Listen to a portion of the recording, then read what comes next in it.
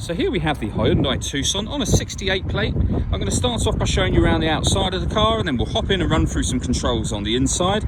But from the outside, you can see it's a 5-door car with alloy wheels. Let's start off inside the boot and then work our way around the rest of the car from there. So as we approach the boot, you can see we have reversing sensors, plenty of boot space as well, along with that 60/40 split folding rear seat, and then underneath this tray section, a space saver spare wheel. Okay, so we're just going to work our way back round to the front of the car, and then we'll hop in and run through some controls on the inside. But now that we've done a full circle of it, you can see it's in excellent condition the whole way round. Just briefly before we climb in, I think it's well worth seeing the interior from this exterior point of view. There's plenty to run through on the dashboard, so let's hop in and we'll do that right now. Okay, now that we're inside the car, we're going to start with the dials. On the left-hand side with the rev counter, and on the right-hand side the speedometer and fuel gauge. In the middle, you can see the total miles for this car, which is 16,018. Above that, we have a digital readout for the speedometer. You can change the information that's displayed there by using controls on the steering wheel for various bits of trip computer information. There are other menus available as well, from satellite navigation, your tyre pressures, user settings, and then back round to the beginning again. If we back out to the steering wheel, the buttons I was using just a moment ago are these two. We've got cruise control and speed limiter over that side of the steering wheel as well. On the left-hand side, we have stereo controls through the middle, phone controls, including voice activation for the phone.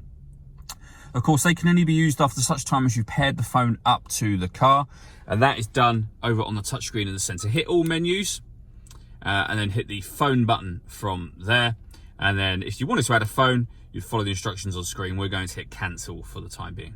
When it comes to music in this car, we have the radio, of course, DAB, FM and AM radio. If you're listening to your own music, you can do. You can do that via the media tab, which is currently grayed out because nothing is connected. You can connect up an auxiliary device, a USB device. You can stream your music wirelessly via Bluetooth audio. And if you connect your smartphone up via its USB cable, we also have Android Auto or Apple CarPlay as well. This car's also got satellite navigation. There's a full video that shows how that works on our website and also on our YouTube channel as well. If we pop the car into reverse, you'll see we have a full color reversing camera with guidelines showing you what direction the car is headed in relation to the image that you see on the screen. So it does make it very easy to park. Working our way down, we have dual zone climate control. So you can adjust the passenger temperature, the driver temperature, the fan speed up, and of course down from here. You can determine where you'd like the air to be distributed. When you're happy with those settings, hit that button to turn the air conditioning on, and you'll see it says AC just there, and you get the light come on or off again.